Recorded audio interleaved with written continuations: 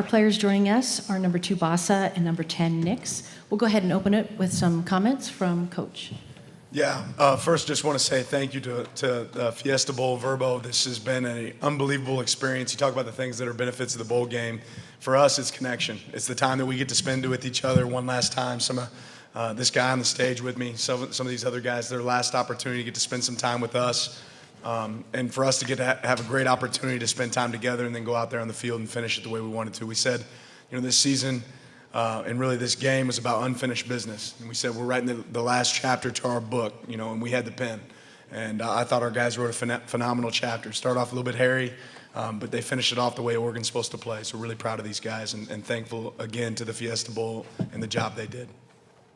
We'll open it up for questions again. Let's get a mic to you. If you could announce your name and your outlet, and we'll start here on the left. First row, please. Matt Green, 24/7 Sports Dan. Just 12 wins only happened 5 other times in this program's history. What does this win mean? What's 12 wins mean to this team, this program? Yeah, I just think it speaks to the direction, the base that these guys have created for where we're headed and what we're about to do.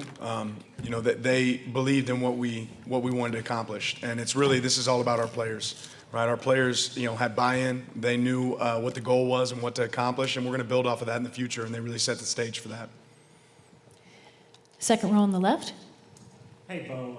David Brandt from the Associated Press. You end your career as one of the most experienced, productive college quarterbacks ever. Do you feel 35 years old in quarterback years, or what's it feel like now that this kind of odyssey is finally done? Well, I feel like I have played a lot of football, but every time I went out there, it slowed down more and more, and by the end of it, I just had a really comfortable feel, and I think this year with what we were doing offensively, schematically, I think we just we're very efficient, and part of that is because of what we did offensively, and then the players we have on our side of the ball, and it's been a great career. It's been a lot of ups and downs, and it's been there's been some great adversity too that I've been able to learn from, and I wouldn't be here without every year, every step has been another journey, and I wouldn't have traded anything.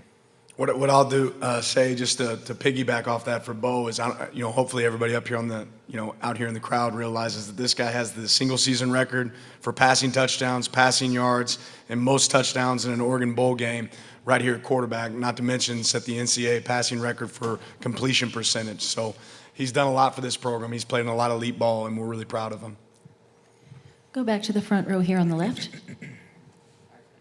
Back to Bo, just your thoughts on those accomplishments, and will you finally say that you played good football this season?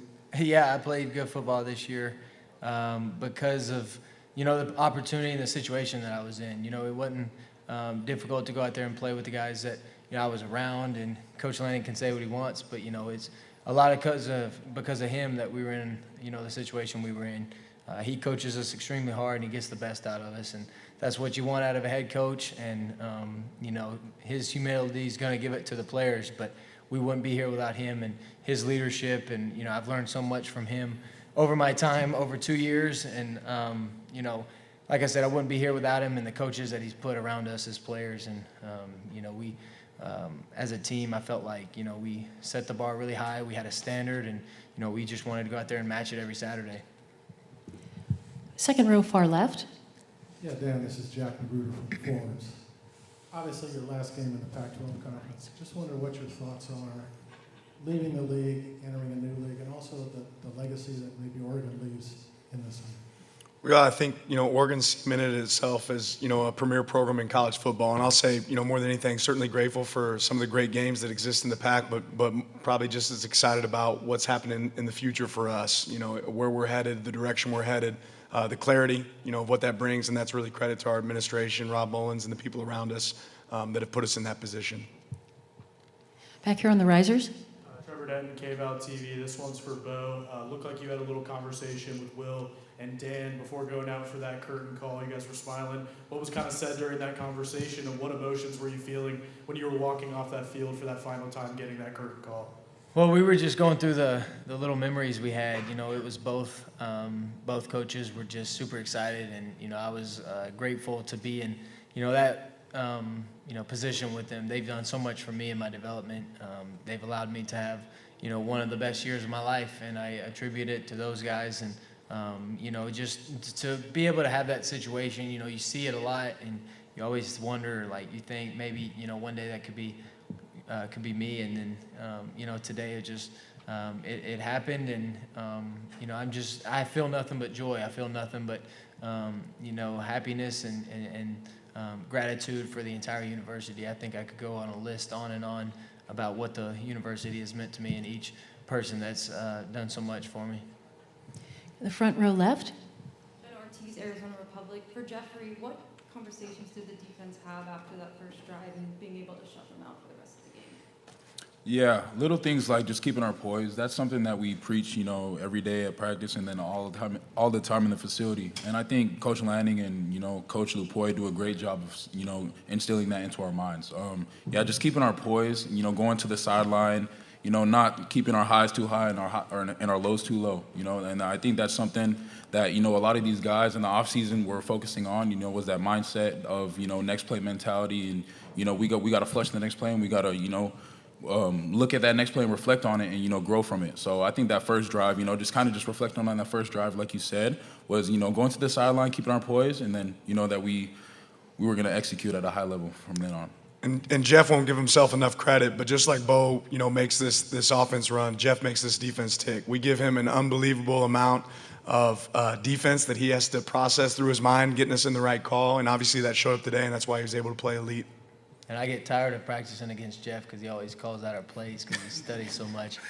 He knows exactly where to tell the guys where the ball is going, and I think that's just a tribute to him because he's such a great leader. He took ownership of it, and that's why he had such great success on the field. We'll stay in the front row left. Stanley, Arizona Republic. This question is for Coach Dan and Coach Bo, or not Coach Bo, player Bo. Coach Bo, Sorry about that. future offensive coordinator at Oregon, maybe. So this is the last year before the college football playoff is coming to here with Glendale for the permanent fixture. What's it like playing Fiesta Bowl before that change comes? I'll let Bo go first. Well, for it being my last game and for the season that we had, I grew up watching the Fiesta Bowl. I grew up watching bowl games on New Year's Day and, just dreaming and, just going outside after and just, playing like I was in that position. And, even though maybe you could say it didn't go how we wanted to this year, but I think it ended exactly how, we could have controlled it. I think we did everything we could. And with the opportunity that presented itself, we were in the Fiesta Bowl and we were able to come out here and play. It wasn't until pregame I was out there warming up, and I've thought back to when back in 2010 the national championship was here, and I was able to come to it, and full circle moment. I'm back in my 5th year in the last game ever back in the stadium, and it's just little things like that God orchestrates, and he does things like that, and he's just up there kind of smiling. Yeah, certainly a unique experience to get to be a part of a New Year's Six. I think, every one of our players realize how special moments like that, how special this game is. I remember being in college watching the Fiesta Bowl with Oklahoma, Boise State, getting to experience some of these games and getting to be a part of it's really, really special, for these guys up on this stage, but also for our team. Go third row left. Levi Berthold, KWBA Sports. A question for Coach and for Bo. Offensively, you guys seem to flip switch in that third drive. What do you think attributed to kind of a sluggish start as far as points go? And how did the experience and leadership you guys have on the sideline, how do you flip that switch to score all those touchdowns in a row? Yeah, I think we just had to settle in. They had some success getting hands up on some batted balls that probably would have been successful plays early. But once we settled in and, made sure that we weren't beating ourselves. We talk about, bowl games come down to the team that tackles the best, the team that doesn't penalize themselves. I think we walked out of the day with, 2 penalties. That's a big credit to our guys operating really well. But as long as we operate within sequence, it's hard to stop the Ducks. Yeah, I think we were a batted ball and a poor, inaccurate throw from having success on the first 2 drives. But just like we do all year, we just got to settle in and continue to go. We knew that the defense was going to continue to get us the ball back, so we just had to go down there and score the first time. And once we did that, once Bucky had that long run, that really started things. Third row center.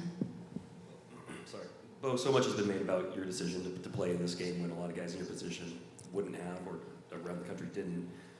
What message do you think it sends, or what message do you have for players who are going to make that decision in the future about participating at the end of the year, even if there isn't the carrot of it's for a national championship, or there's not necessarily the quote-unquote stakes that would bring a player out. What did you get from this, do you think, and what do you think other players could if they looked at it differently? Well, for me, my decision was simple. I wanted to go out and compete one more time. I wanted to go out and play another game. I don't think you're promised many opportunities to play the game of football. And with the year that we had, it would have been a shame if I, didn't go out there and finish with the guys who made it all possible. And so all I can go off is just my feelings and my decision. I didn't think, I never had a question if I was playing with it or playing in it. I just kind of thought, it was going to be assumed that I was going to play in it, to be honest with you. But there wasn't much of a decision, and for some guys that's different. It's all, situationally based. But I just couldn't wait to get back on the field with these guys after what happened on December 1st, and I couldn't wait to go back out there and compete one more time. And, if I had the opportunity, I was going to go use it. First row center. Dan, before this game, you were very praiseworthy of Liberty. Now that you've played them and won pretty convincingly, does that change your projections and your analysis of whether they were a team worthy of playing in this game at all? Not at all. I mean, you talk about they were an undefeated team. That they had an elite season. Coach Chadwell's won everywhere he's been. And, we had the better game today. We played well today. And they're a good team. You can't discredit a team going, unscathed throughout the season, undefeated. It speaks to the quality of team they are and the quality of coaches they have. They had an elite season, and hopefully this doesn't overshadow the season that they had, but I know how I wanted to come out on the end of this thing, and fortunate enough for us, our players went out and performed. Second row left. Ben Cates, the News in Advance in Virginia. Bo, we talked about your brother this week. Tell me what kind of day he had today, in your opinion, and how your feelings on, what he did out there, because he seemed to have a pretty special day. Well, Tez had a Tez day. If you watch him every day, that dude goes out there, he gets open, he catches the ball, and he continues to do it over and over and over. I can't explain how, awesome it was to get to play with him, for a whole season, and to see him do what he did, and to see him cap it off with the day that he had today. It was like I told him going in, I'm going to throw you the ball as much as you're open. So you just get open, and we'll take care of it. And sure enough, that's what he does. And it's so fun watching him, because I understand what he's been through to get to this moment. I understand what he's been through to get to this point in his career. That dude's had to overcome a lot of adversity, a lot that I probably don't even understand. But I just think he's such a great human being. He's such an awesome person. He's one of the kindest people that you can meet. He's got a great heart, and I think it just overflows on the football field. The energy and the effort you get is how he lives his life, and he just competes even when he doesn't have to. He goes out there and competes, and I think he just reaps the rewards of that. Talk about one of the easiest recruiting deals ever is when Bo walks into my office and says, "Hey, I think we got this guy that can maybe play for us." And I was like, "Oh, okay, what do you think? We're going to have to recruit our tail off. What's it going to take?" He goes, No. Oregon was his dream school. And today, that guy that walked away with Oregon being his dream school set the single season record for receptions for an Oregon receiver. So big accomplishment for Tez, and nice recruiting job by Bo. First row center. Dan, when you take a look at the evolution through your first 2 years, last year 10-3, go to the Holiday Bowl, this year 12-2, win the Fiesta Bowl, what do you believe are the next steps heading into year 3 for you with Oregon? Well, the great thing about football is every team has a, individual identity in itself. And, what these guys built, they created, a legacy and created a tradition about, what we expect and our standard of play. But the reality is it has nothing to do with next season. So it's going to be about these next group going back to the fundamentals and starting from scratch, starting from zero and figuring out exactly what we have. But they certainly put the building blocks down for what it means to be an Oregon football player and an Oregon football team. We'll stay in the front row here, left. Dan and Jeff, lowest rushing total for Liberty all season long. What made you guys so successful in stopping the run? I'll let Jeff go first. Yeah, I think that just went down to, the preparation. Knowing that they were the number one rushing offense in the country, I think a lot of the guys looked up to the challenge and to stopping that run. That's something that we didn't do, in the previous game, before this game, we didn't do that very well. So, accepting that challenge, I know a lot of the defensive linemen were fired up. Guys like, Taki and Dorless were fired up to, just go up against that offensive line. And then, obviously, Coach Lanning and Coach Lupoy calling the calls that they wanted to call, a simple call sheet, that we were ready to, just strike and, fit the gaps. And see, I feel a little bit different because they had 168 rushing yards. So it still bothers me, when we talk about our standard. But I will say this, that our players embraced what it's going to take to win this game, understood their strength, which is it's a big strength. They're better at running the ball than anybody else in the nation for a good reason. So I'm appreciative that our players stepped up to the challenge. Go to the third row on the left. Bo, can you walk us through that second touchdown pass? Looked like a bit of a broken play. You were able to put 6 on the board. What went down there? Was that one Terrence? Yeah. So we've been practicing that play a lot, and we were expecting it to go to Pat Herbert, to be honest, in the corner. And when we came off the fake, somebody kind of ran with him, and there was the dude right there, so I just tried to avoid. I thought, somebody was going to be on the other side and probably hit me pretty good because I kind of lost my balance. But Ferg just stayed alive. He kind of found his way over the middle, and, when I looked up, I just saw his number and threw it to him, and it's just exactly how we practiced it. Not at all like we practiced it, but it worked. That's what Bo said to me as soon as he came to the sideline. He said, just like we practiced. I said, you're right. This will be our last question here on the left. Bo, question for you. A lot has been made of the single-season completion percentage record, and a lot of people online throughout the game were kind of doing the math as you updated. You got more completions. Was that in your mind coming into the game? And then while you're on the sideline, was there any awareness of where you are numerically? And how did you kind of deal with the pressure of knowing you were close to a record-breaking game? Well, it was hard not to think about it because you're so close to something that you work so hard for, and that the season has led up to. But I would just give credit to the coaches. I think they were, aware the entire time. They just did a good job of calling the game. And when they call the game like we do, we go out and execute.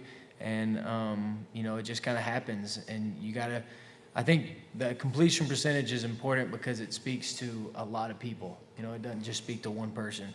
Because everybody that the ball is thrown to, they got to catch it and they got to do something with it. And then you got to protect it to throw it. And everybody was included. And so I think it's just a great, team accomplishment. I think it was just an awesome, way for this year to conclude. And, it's an honor to even be, recognized as that because of the quarterbacks that have, had those records that have had such remarkable years and seasons. So I'm just extremely fortunate, extremely blessed, and, I wouldn't have traded it for anything. This concludes our press conference. Congratulations to Oregon, the Verbo Fiesta Bowl champions, and thank you, media, for your participation, and Happy New Year to all. Happy New Year. Thank you. Go Ducks.